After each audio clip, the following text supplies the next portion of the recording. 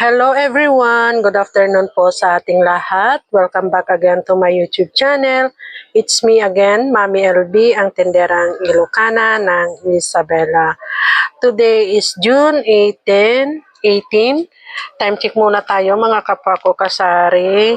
Ayan, 3:42 na ng hapon. And for today's vlog, ayan, may hawak akong dalawang resibo dito. Ito yung mga dumating na dagdag paninda dito sa aking tindahan. So ngayon lalabas muna ako mga kapwa ko kasari at ipapatingin ko sa inyo kung ano itong mga dagdag paninda na talaga namang super bilis maubos dito sa aking tindahan. So yung ahente ko dito tuwing Miyerkules lang na pumupunta dito sa aking tindahan once a week. So ito yung tinutukoy sa inyo.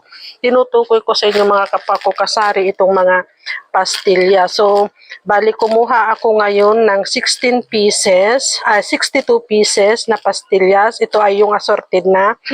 May ano ba ang tawag dito?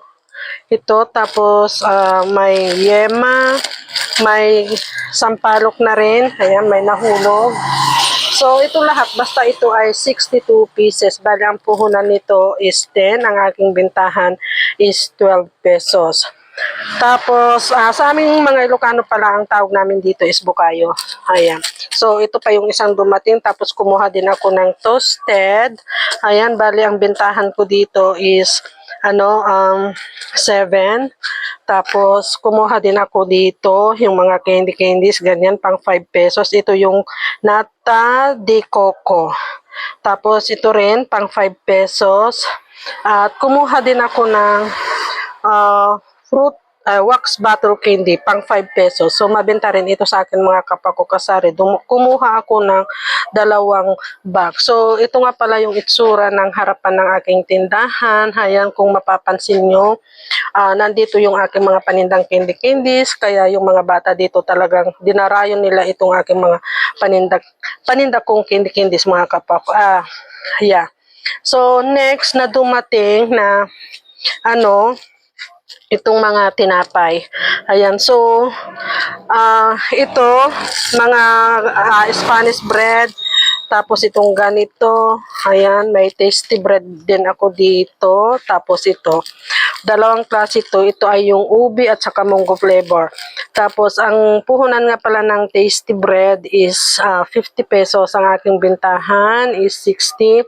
Same din siya dito. Ito ay pang 60 pesos. Ang puhunan niya is 50 pesos. Tapos yung mga ganito, ang puhunan niya is 45. Ang aking bintahan is 55. Ayan. So napansin ko mga kapwa ko kasari, talagang mabilis din maubos itong mga ganitong klaseng tinapay sa aking tindahan. So yung ahente ko dito is once a week lang na pumupunta dito tuwing Wednesday. Wait lang at may nabili.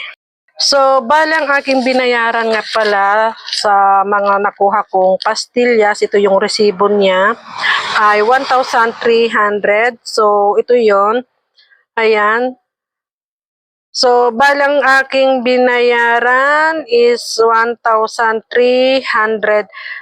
300 mga kapwa ko kasari. Tapos dito sa pangalawang resibo, ito naman yon. Ayan yung date. So, bali ang aking binayaran dito is 436, 828 sana. Kaso may BO na worth of 392. Kaya niles nila yon. So, ito lahat yung aking binayaran. Ayan, 392. So, ito lang mga kapwa ko kasari ang aking maisishare na naman sa inyo ngayong araw ng Huwebes or hapon ng Huwebes. So, happy selling na lang po sa ating lahat mga kapwa ko kasari. God bless us and bye. Thank you for watching. Sharing is caring.